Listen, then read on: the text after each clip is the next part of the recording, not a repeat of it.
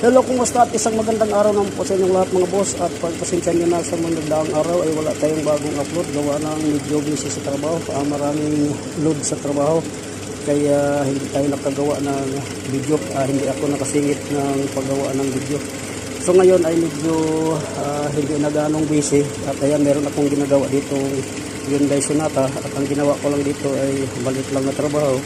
Nagpalit lang ako ng reservoir tank. Ang problema kaya ko pinalitan dito ay medyo nagkaroon ng UP, so pinunsan ng customer dahil warranty ko at kaya pinalitan ko. So ayan, ito yung bagong reservoir tank.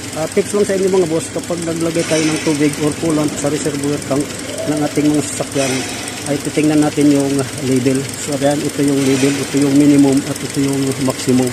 So dapat hanggang dito lang tayo sa maximum, huwag na nating palagpasin pa sa